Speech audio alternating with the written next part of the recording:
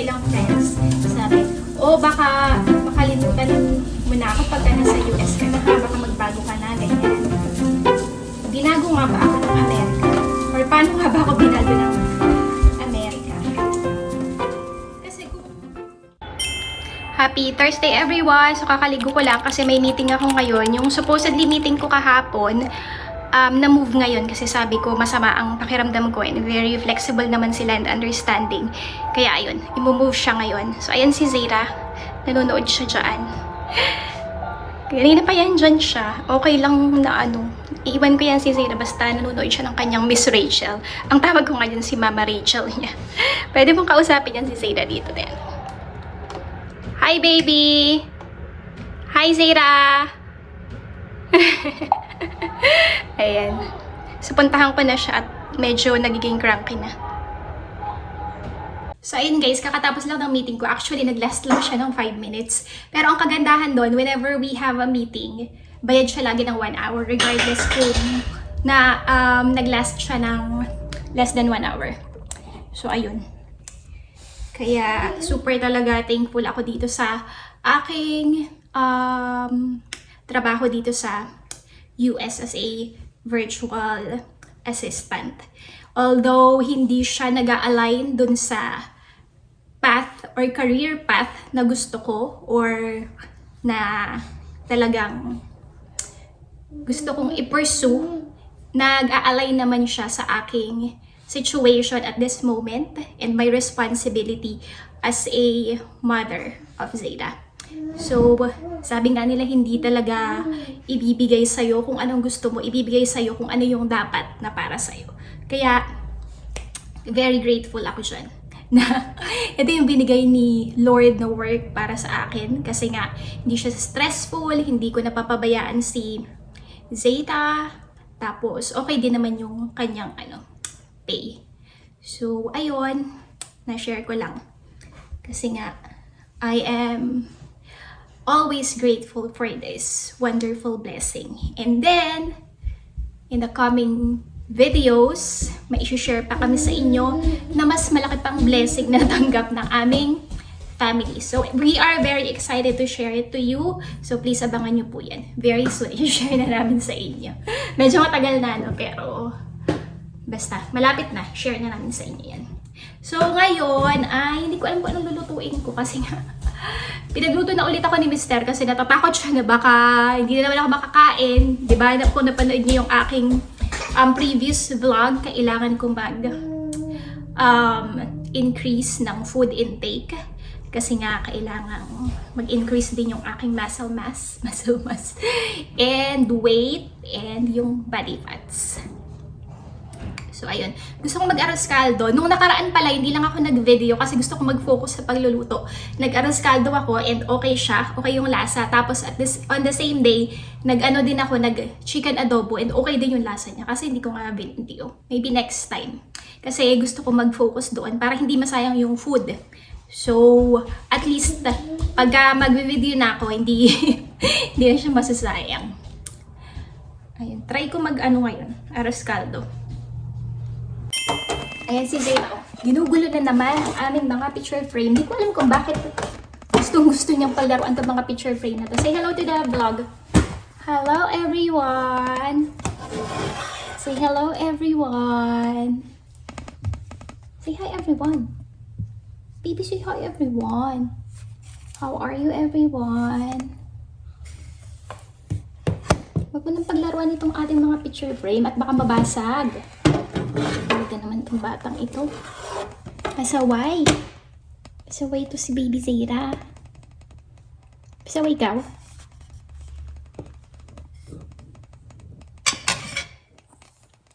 Blow kisses to them. Blow kisses. Ay, hindi nakikinig. Hi. So, napag-desisyonan ko na wag na mag-arroz caldo. Mag-fried rice na lang ako.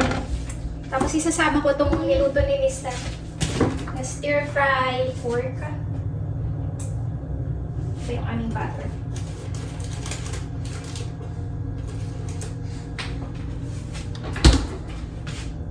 Merong leftover na rice, kaso ang konti lang.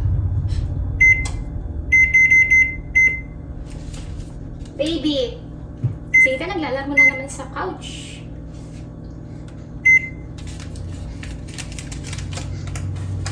Tapos, egg.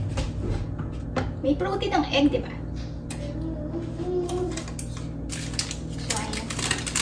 Talagang, naghahanap ako ng, or naghahanap kami ng isa ng mga food na rich in protein. Hindi ko alam kung kailan sisimulan yung program na isi-set up ng nutritionist doon sa aming private healthcare provider. Ito lang yung rice. Konti lang.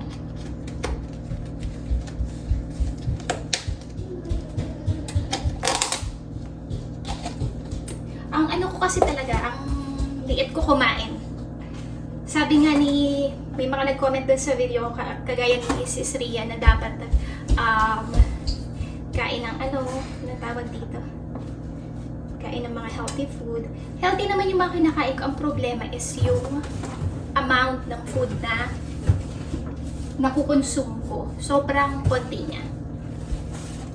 Kaya siguro yung hindi enough para magkaroon ako ng proper nutrition, makabuo ng muscle. Kasi kahit naman yung pag-exercise kasi hindi siya problema sa akin eh.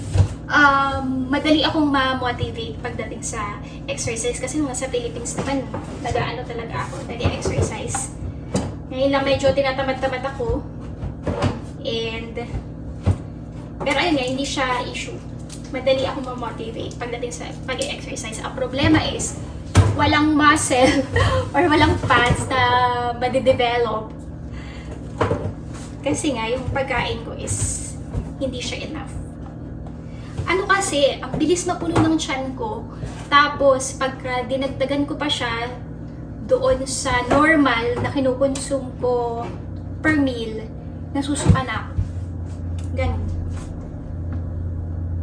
Kaya hindi ko alam kung paano ba yung magiging diet na ibibigay sa akin ng aking nutritionist. Tapos si Miss ano din, si Miss sorry po, nakalimutan ko yung pangalan. Lagi din siya nagko-comment, maraming salamat. Yeah, thank you po sa laging panonood ng aming video and sa pagko-comment din. Gaya ni Miss Evelyn at ni Ria, silang tatlo talaga yung madalas nagko-comment sa aking mga videos. Sabi niya mag-ensure milk daw. Kahit nung buntis pa ako kay Zayda, hindi ako nag-unlean milk. Yung chocolate, yun yung aking ininom. Kasi meron po akong lactose intolerance. So, hindi talaga ako umiinom ng gatas. Minsan yung sa milk tea, nakakainom ako. Kaso yun nga, may pagka nagagatas ako.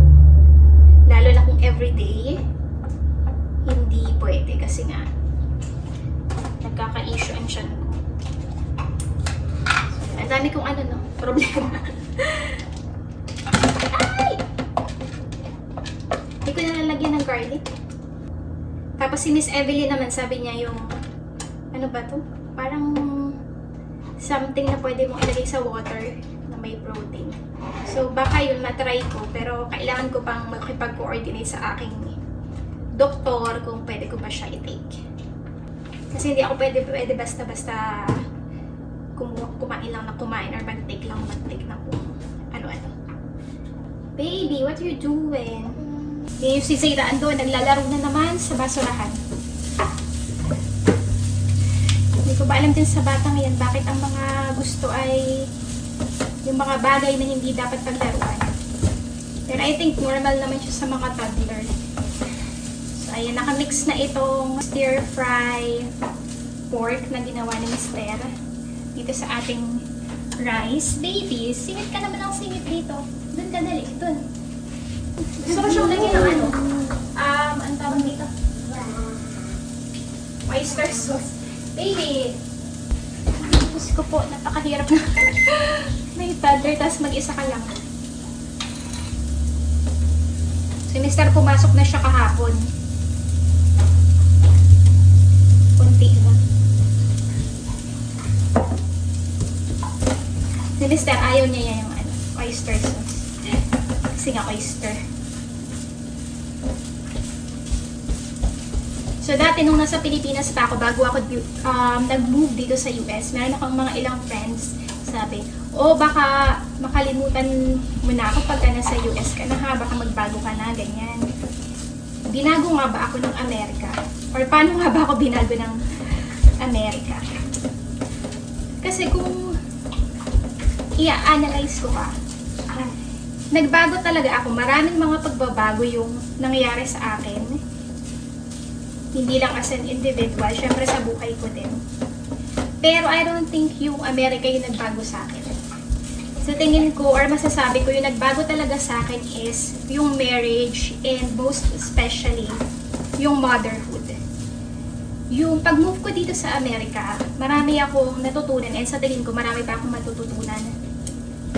Say for example, kasi wala talaga akong, baka sabihin yung hypocrite ako ha. Wala talaga akong American dream. Hindi ko talaga pinangarap na mag-move or tumira dito sa US. Bakasyon, oo. Ganon. Pero yung tumira hindi. Kasi nga before, hindi ko naman din pinangarap na magka-asawa ng foreigner, ng American. Talagang maka-Filipino tayo. Kaso, since hindi nag-work sa mga Pinoy, and gusto ko talaga na magkaroon ng sariling family, maging nanay, maging asawa, tinatry ko na gumamit ng dating app and naging successful. Doon ko nahanap, pag kumbaga sa AFAM ko nahanap ang forever.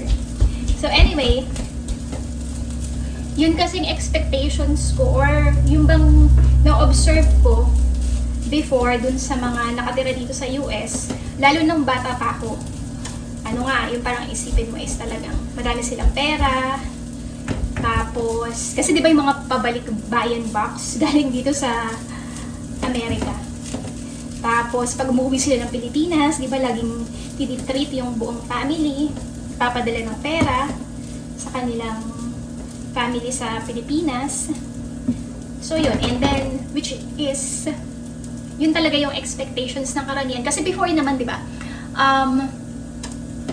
lalo na ng mga sa age ko, nung kabataan ko, parang hindi pa uso yung vlogging, so hindi pa ganun ka-aware yung mga tao about talaga din sa reality ng buhay dito sa US. Pero yung totoo naman talaga na, na marami talagang opportunity when it comes sa mga trabaho dito sa US. And tas malaki talaga ang pera dito dahil nga dollars, no? But, hindi naman siya talaga madali mabuhay dito para sa lahat. Kasi kailangan mo talagang magtrabaho. Ito based sa aking experience, no? Hindi ko alam sa iba sa inyo kung talagang bed of roses ba ang paninirahan dito sa Amerika. Kasi we have different, different experiences. And sa mga nakikita ko din sa TikTok, ang daming umaaray sa cost of living dito sa US. Na parang hindi siya kayang isustain ng isang trabaho lang kung ang kinikita mo is medyo mababa, like mga $20 per hour, tapos mag-isa ka lang. I don't know, hindi ko rin talaga masabi kasi nga bago pa lang ako dito. So, based sa aking experience talaga, every galaw mo, bawat kibot, kailangan mo ng pera. Kasi hindi siya katulad sa Pilipinas na pwede ka manghingi ng ulam sa kapitbahay mo o dun sa mga parents mo. Ganun. So, lahat may bayad. And mahal. Like, say for example, yun nga sa health insurance, yun yung pinakang culture shock sa akin, no? Bilang nag-work ako sa Philippines and yung company ko kung saan ako nag-work is covered talaga yung health insurance. Wala kang salary deduction, wala kang babayaran ni isa. And then plus meron ka pang free dependents. So, may mga nagsasabi na wag daw dapat i-compare. Pero sa akin hindi naman siya as in comparison talaga. Parang it's realization nung differences nung buhay dito sa US at buhay sa Pilipinas. And I think naman kaya hindi siya kino-cover na ng mostly employers dito sa US yung 100% Unless, di ba, yung ano yata yung mga military, wala talaga silang monthly premium and wala rin silang copay. So, hindi ako sure. Pero yung mga ibang empleyado, talagang merong monthly premium. Meron silang share sa pagbayad ng monthly insurance. Which I think is okay din naman kasi nga, kung ikukumpara mo naman yung advancement of technology or quality ng healthcare from Philippines at dito, syempre mas advanced talaga dito. Kaya siguro mas mahal din. Ayun, ang dami kong sinasabi. Nalihis na naman. Pero yun nga, isa yun sa mga natutunan ko dito sa Amerika na hindi siya madali mabuhay. Pero mas maraming opportunities dito talaga kumpara sa Pilipinas, basta masipag ka lang. Kailangan din talaga maging independent ka kasi wala dito yung mga kamag-anak mo. Although yung iba kasi 'di ba na na petition na yung kanilang buong family and magkakasama na sila. Pero sa mga kagaya ko na ako lang and yung mister ko lang and yung aking mga in-laws, ang hirap pa rin kasi talaga. Iba pa rin yung hihingi ka ng tulong dun sa mismong parents mo compared sa mga in-laws. Although yung mga in-laws ko naman is napaka-helpful and supportive nila. Medyo nakakahiya din kasi diba pagka balahin mo sila. Sa yun nga, yung cost of living dito sobrang taas. Parang nag-aano lang siya, nagbabalance lang. Malaki nga yung kita mo dahil dollars, malaki din naman yung cost. Mataas din naman yung cost of living. Kaya di ba yung mga ilan, hindi, baby, go over there.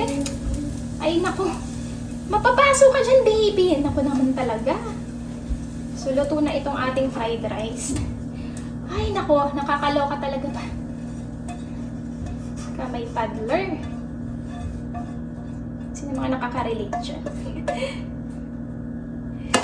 Kaya yung mga wala pang babies dyan, enjoy nyo muna ang inyong pagiging housewife. Kasi iba na talaga pagka nanay ka na. So, yun talaga yung sa tingin ko nagpabago sa akin. Nung naging nanay ako, nung married kasi kami ni Mister, meron na kaming baby.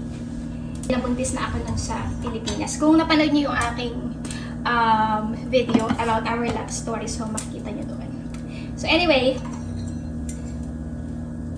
ayan, na ako ng itlog. Prito.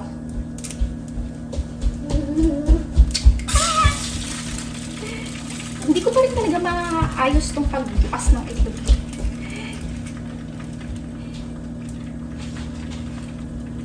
So, nung naging nanay ako, doon talaga ako nabago in all aspects. Physical, mental, emotional, spiritual. So, unang-una sa physical. Siyempre, normal naman talaga yung pagka-nanay ka na magbabago talaga yung physical appearance mo, no? Kasi pag nagbuntis ka, and then yung mga dating nagagawa mo para alagaan yung sarili mo, mababago na din. Pero depende kung nasaan ka, kung meron ka bang help na nare-receive. Like, limbawa, meron kang yaya ng baby mo, or yung parents mo, pwede mo paalagaan yung iyong baby. Ganun kasi ako nung nasa Pilipinas, kaya pa rin, medyo yung mga kaarte-artehan ko, hindi ko pa nararamdaman masyado yung pagbabago ba when it comes dun sa mga beauty regimen na ginagawa ko before. Pero nung nag-move ako dito sa US, since dahil nga sa nature ng trabaho ng asawa ko and kami lang lagi ni baby, nabago talaga siya. So, pagka kasi nanay ka na, yung priorities mo mababago din. Yung before, wala kang iniisip kundi yung sarili mo lang.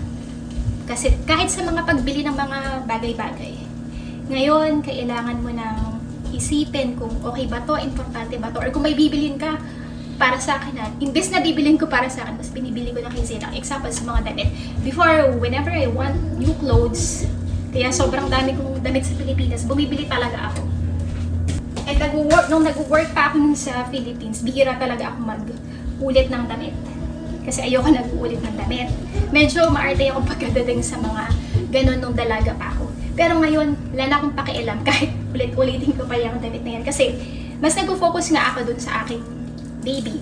Parang siya na talaga yung number one sa aking priority. Tapos, pagka yung sa mga paggawa ng desisyon, nung kinasal kami ni Mister, syempre, hindi ka nalang magdidesisyon para sa sarili mo, magdidesisyon ka na para sa buong family nyo. Sa kailangan mong kunin yung opinion ng asawa mo, and then yung opinion mo, so mag-meet halfway kayo. So ayun, yun yung mga nabago sa akin. And sobrang laking pagbabago niya. And then yung pagiging independent, di ba? Kita nyo naman, hindi talaga ako marunong magluto.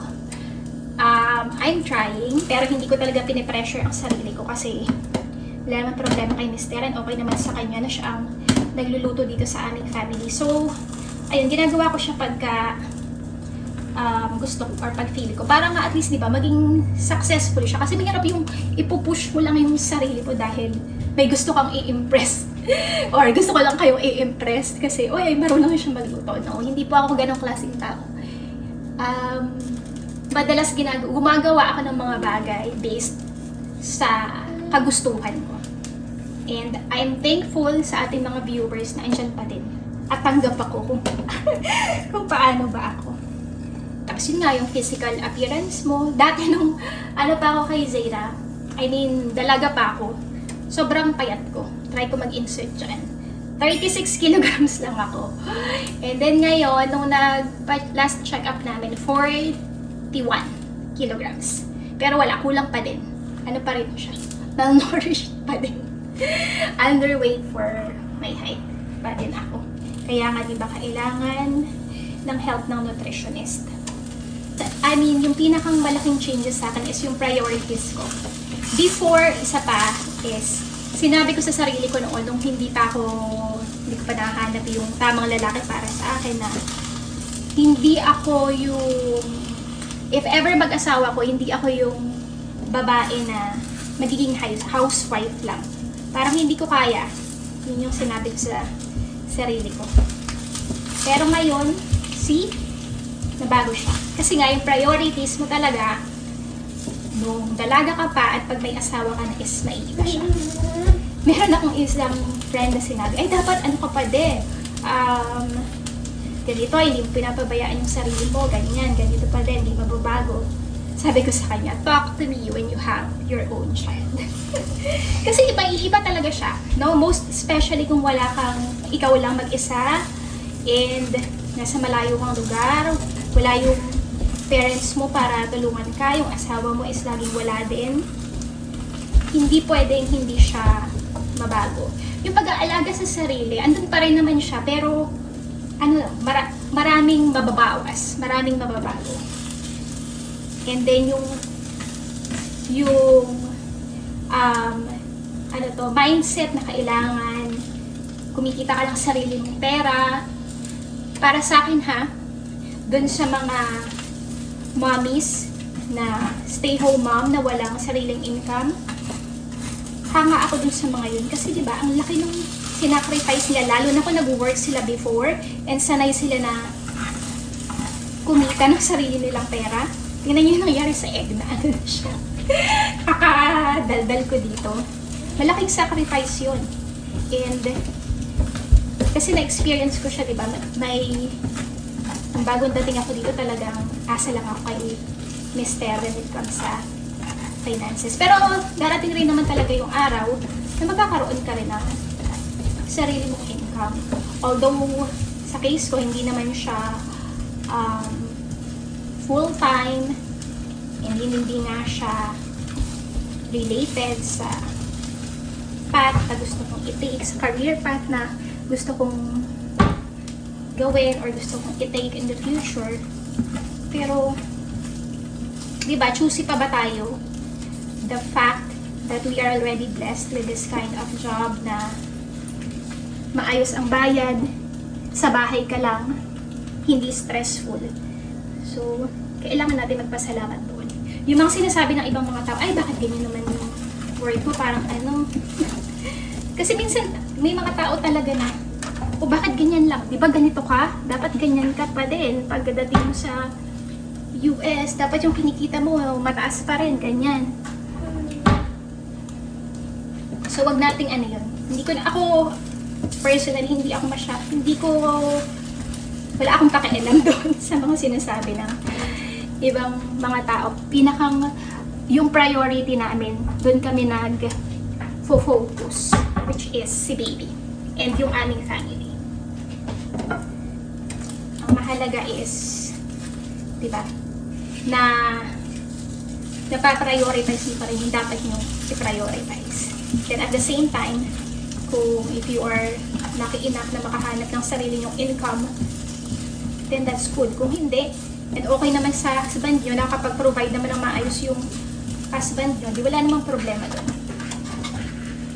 So anyway, ayun nga yung sinasabi ko, hindi ako talaga binago ng Amerika. Yung motherhood and marriage talaga yung nakapagpabago sa akin. Pero, I am embracing my life here in the US. I'm very thankful na marami akong natututunan. Marami pa akong matututunan dito sa Amerika. And, you know, yung natututo na ako ng mga bagay na hindi ko alam gawin nung nasa Pilipinas pa ako. Like yung mga simpleng bagay pa. Itong mga ganito, yung pagluluto. Although paglilinis naman kasi ng bahay, marunong ako. Naglilinis naman din kasi ako ng bedroom ko noon sa Philippines. Yung maging independent ka. And pag naging parent ka na, lalo na pag naging nanay ka na, matututunan mo na yung mga bagay na akala mo hindi mo kayang gawin, magagawa mo pala. Para sa anak mo. So tingin ko yun yung best na bago sa akin and yung best na natutunan ko as a new parent. So ito na guys ang ating breakfast for today's video. Filipino style breakfast. Yung itlog parang na-massacre. Hindi ko pa rin talaga ma-perfect yung pagluluto ng itlog. Pero in the future, mape-perfect din natin yan. So, kain tayo guys. And tatapusin ko na rin yung video dito. And before ko siya tapusin, para dyan sa ating mga viewers, may paano naman tayong essay writing contest. Na nag-move, hindi lang dito sa US, kundi sa, ibang bansa, yung mga nag-migrate sa ibang bansa. Binago ba kayo nung bansa na pinag-migrate ninyo? And paano? And doon naman sa mga nasa Pilipinas na parents, paano kayo binago ng parenthood or ng motherhood, fatherhood? So, ayan.